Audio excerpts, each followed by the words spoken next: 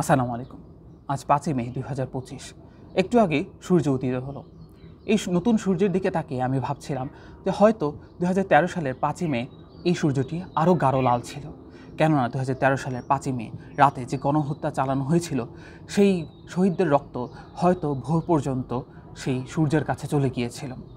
আমরা হয়তো অনেকেই শহীদ আবরার ফাহাদ সম্পর্কে জানি, কিন্তু 2013 সালের 5ই মে আরেকজন বুয়েটিয়ান শহীদ রেহান আহসান, ওনার ব্যাপারে কি জানি? হয়তো জানি না।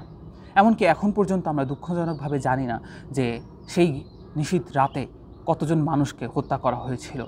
এই তালিকা আজ পর্যন্ত প্রকাশিত হয়নি। আমরা হেফাজতের যে আন্দোলন, সেটা নিয়ে অনেক ধরনের রাজনীতি হতে দেখেছি, কিন্তু এখন পর্যন্ত বিচার হতে দেখিনি। আমরা বিচ্ছিন্নভাবে বিভিন্ন ডকুমেন্টারি দেখেছি, বিভিন্ন লেখা পড়েছি, কিন্তু আমাদের কমপ্লিট কোনো আইডিয়া অথবা নলেজ নেই। সেই ঘাটতি পূরণে আমি মনে করি যে আপনাদের চিরায়তি থেকে প্রকাশিত শাপলানামা 13 থেকে 23 এই বইটি পড়া উচিত। শাপলা ট্র্যাজেডির 10 বছর মার্ক করতে এই গ্রন্থটি, এই ম্যাগাজিনটি প্রকাশিত করা হয়। এটির সম্পাদক খুবাই মাহমুদ। এটির মূল্য মাত্র 450 টাকা। মাত্র এই কারণেই বলছি যে এটি 750 পৃষ্ঠার এবং এতে গল্প, কবিতা, প্রবন্ধ, স্মৃতিগদ্য সহ প্রায় সব ধরনের জনরার লেখা এখানে সংকলিত রয়েছে, যা শাপলাকে কেন্দ্র করে। আমি মনে করি যে আমাদের সকলেরই এই বই পড়া উচিত। কেন? প্রথমত আমি একটি কারণ বললাম যে এই যে শহীদ রেহান আহসানের কবিতাটা আপনারা এখানে পড়তে পারবেন। এছাড়া আমি মনে করি যে শাপলার যে সৃষ্টি হওয়ার যে কারণ, অর্থাৎ 13 দফা যে আন্দোলন ছিল, সেই দফাগুলো কি ছিল, কেন ছিল, সেগুলোই হয়তো আমরা অনেকে জানি না। হয়তো আমরা আন্দোলনকে সাপোর্টও করি, কিন্তু সাপোর্ট করতে হলে আমাদের তো অবশ্যই জানতে হবে। এই তো 3রা মে 2025 সালে হেফাজতের আরেকটা আন্দোলন হলো, তো সেখানে বিভিন্ন ভিডিওতে দেখা গেল যে নারী কমিশনের যে সংস্কার কমিশনের বিরুদ্ধে আন্দোলন করতে এলো, কিন্তু অনেকেই হয়তো জানে না যে সেই কমিশনের যে সংস্কারগুলো কী ছিল। তাই আমি মনে করি যে আমাদের নলেজ ভালো থাকা লাগবে। সেই অর্থে আমি মনে করি যে ওই 13 দফা কী ছিল সেগুলো আমাদের ভালো করে জানতে হবে। বাংলাদেশে যে ইসলাম বিদ্বেষ খুবই এক্সিস্ট করে, সেটার ব্যাপারে কোনো সন্দেহ নেই। আমি মনে করি যে বাংলাদেশের ইসলাম বিদ্বেষ অন্য যে কোনো দেশ থেকে অনেক বেশি। তাই সেই বিদ্বেষটা যদি আমাদের কমাতে হয় এবং সেটা যদি আমাদের সমাধান করতে হয়, তাহলে আমাদের আরও সহনশীল হতে হবে। আমাদের বুঝতে হবে এই যে এপিস্টেমটা, সেটাকে আমাদের ধরতে হবে। এই বইটি পড়ে যে এপিস্টেমের সাথে আমরা কীভাবে ডিল করতে পারি, নেগোশিয়েট করতে পারি, সেই জিনিসটা আপনারা জানতে পারবেন। বিভিন্ন তথ্য, বিভিন্ন প্রবন্ধের মাধ্যমে আপনারা এই বিষয়টা নিয়ে আরও ভালো করে জানতে পারবেন। দেখা যাচ্ছে 2013 সালের 5ই মে যে গণহত্যা হয়েছিল, সেই সময়ে সংবাদ মাধ্যম অথবা গণমাধ্যমের কীরকম নেতিবাচক ভূমিকা ছিল, সেটি আপনারা এখানের যে প্রবন্ধ আছে সেটি পড়ে আপনারা জানতে পারবেন। এখানে নোমান বিন আরমানের একটি প্রবন্ধ রয়েছে যেটি আমার কাছে অনেক ভালো লেগেছে।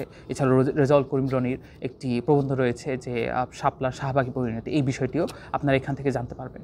যেমন ধরুন, দুঃখজনকভাবে এই বইটি তো আমরা দেখতে পেরেছি যে হেফাজত থেকেই 2014 সালে, অর্থাৎ শাপলা ট্র্যাজেডির 1 বছর মাথায় আওয়ামী লীগকে বন্ধু হিসেবে আখ্যা দেওয়া হয়েছিল। এটা খুবই দুঃখজনক ছিল এবং এটা রাজনৈতিক প্রেক্ষাপট কী এবং সে ভুলগুলো কী, সেই বিষয়গুলো নিয়ে কিন্তু এই বইয়ে আলোচনা করা হয়েছে। এখানে কোনো কিছু আমি মনে করছি না যে ওরকম লুকানো হয়েছে। এখানে সমালোচনা করা হয়েছে হেফাজত কর্মীদেরকে, যারা অনেক সময় বিভিন্ন বিষয় ডিল করার ক্ষেত্রে খুবই বেশি অ্যাগ্রেসিভ হয়ে যান। বিশেষ করে শাহবাগে যারা গিয়েছিল তাদেরকে একদম ঢালাওভাবে নাস্তিক বলা হয়েছিল।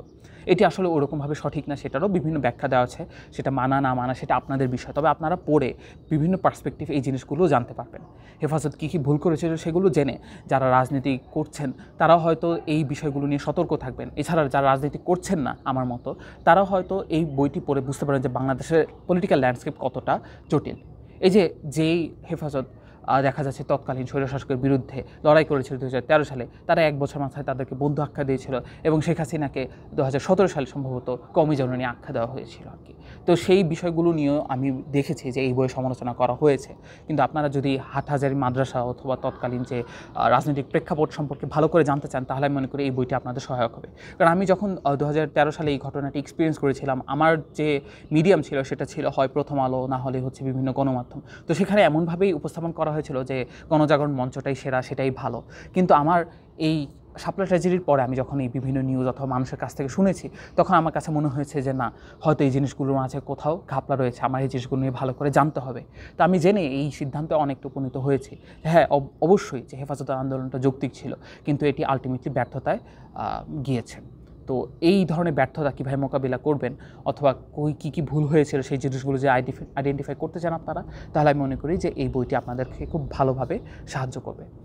আপনারা বিভিন্ন গল্প পড়ে আপনারা বুঝতে পারবেন যে সেই সময় যে পুলিশ বাহিনী যে রকম টর্চার করেছে সেই জিনিসগুলোর ব্যাপারেও জানতে পারবেন।